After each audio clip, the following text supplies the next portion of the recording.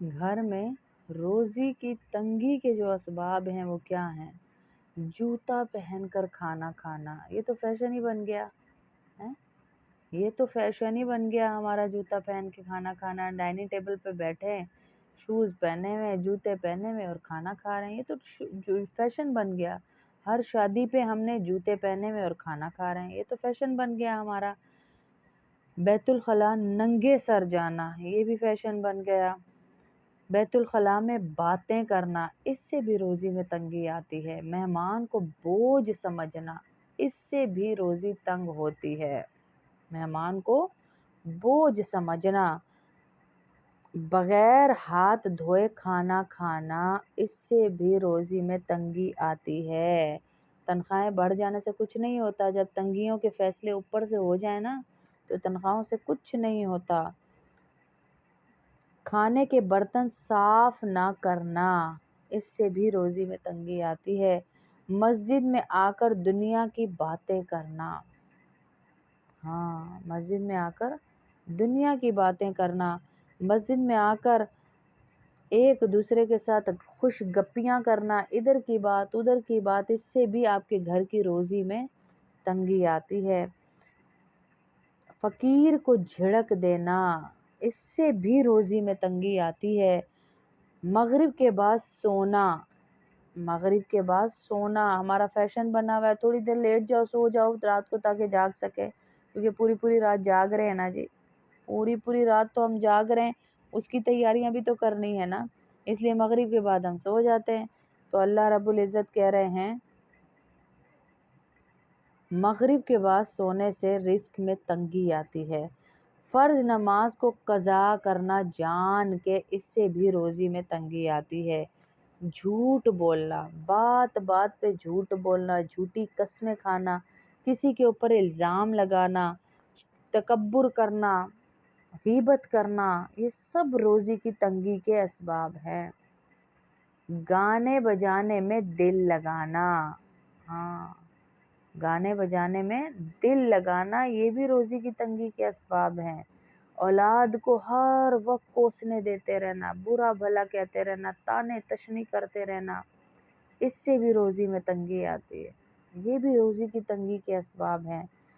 قرآن کو بے وضو چھونا، اللہ اکبر ہیں، قرآن کو بے وضو چھونا، اس سے بھی روزی میں تنگی آتی ہے۔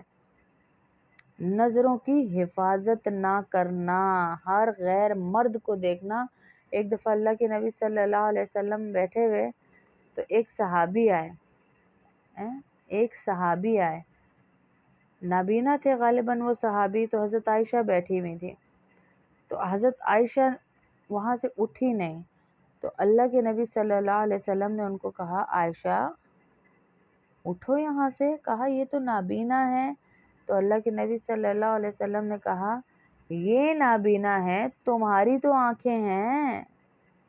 مطلب مرد پہ صرف یہ نہیں کہ عورت کو نہیں دیکھنا، عورت نے بھی مرد کو نہیں دیکھنا، کہ یہ نابینا ہے۔ اللہ کے نبی نے کہا تمہاری تو آنکھیں ہیں، یہ ہمیں سمجھانے کے لیے کہا گیا تھا، یہ وہ ان کے لیے نہیں تھی یہ بات کہ ان کو بتایا گیا، نہیں، یہ ہمیں سمجھایا گیا کہ ہر ایک کے داماد کو، بیٹے کو، بیٹی کو، شوہر کو دیکھنا فرض نہیں ہے آپ کے اوپر، کہ ہر ایک کے مرد کی ہمیں پہچان ہے، یہ اس کا فلانی کا شوہر جا رہا ہے، یہ فلانی کا بیٹا جا رہا ہے، یہ فلانی کا داماد جا رہا ہے، فلانی کا سسر جا رہا ہے، ہمیں کیا لگے کوئی بھی جا رہا ہے۔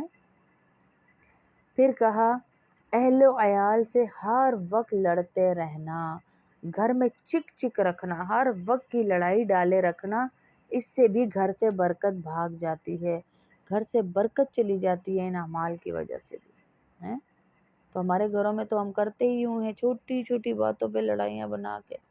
اللہ ہم سب کی حفاظت فرمائے، اور جن میں یہ بری عادات ہیں اللہ ان کو بچائے ان بری عادات سے، کہ بعض اوقات لوگوں کے اختیار میں نہیں ہوتا، ان کی تربیت نہیں ہوئی ہوتی، ان کو پتہ نہیں ہوتا میرے اس عمل سے کتنا، باجی تنخواہ اتنی ہے، برکت نہیں ہے، تو آپ دیکھیں یہ اعمال کس گھر میں نہیں ہو رہے ہیں، باجی تنخواہ اتنی ہے لیکن برکت نہیں ہے، تو برکت والے اعمال تو ہم گھروں سے ختم کر چکے، یہ تو تنگی کے اسباب ہے سارے جو ہم کر رہے ہیں اپنے گھروں کے اندر ہیں، یہ سارے تو تنگی کے اسباب ہیں، یہ سارے تنگی کے اسباب ہیں۔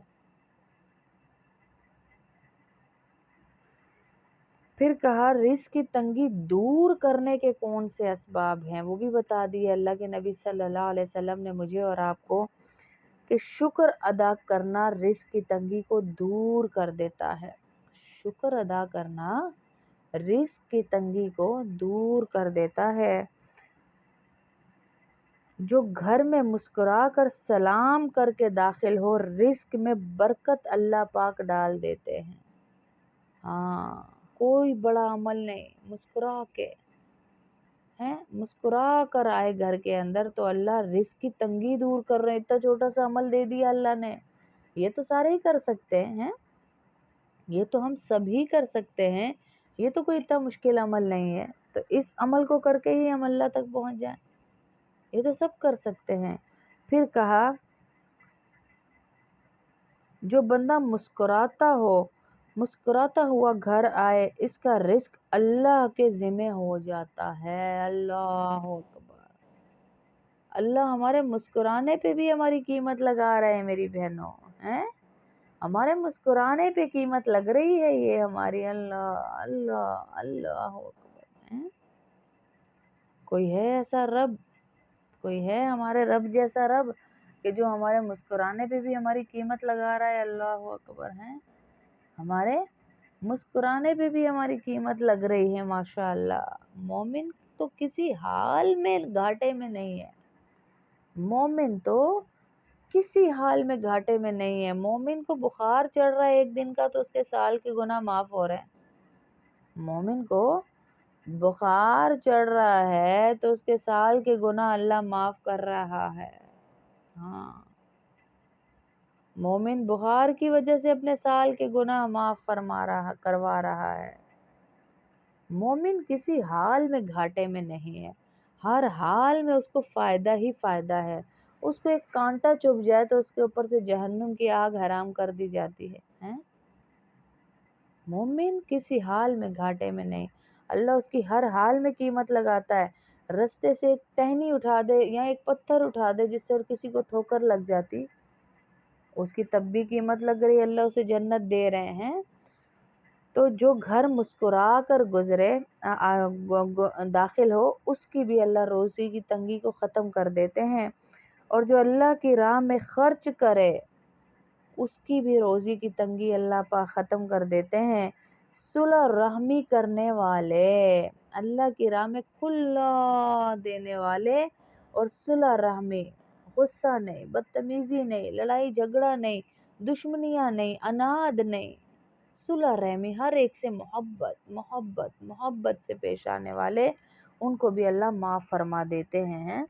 تو یہ اسباب ہم دیکھیں کہ ہمارے گھروں میں سے کسی گھر میں تو نہیں ہے، کسی گھر میں تو نہیں ہے اسباب جو آج ہم اپنائے بیٹھے ہیں،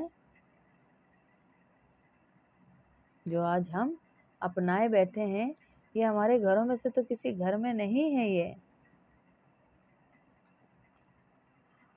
ہیں، تبھی تو ہمارے گھروں میں روزی کی تنگی ہے۔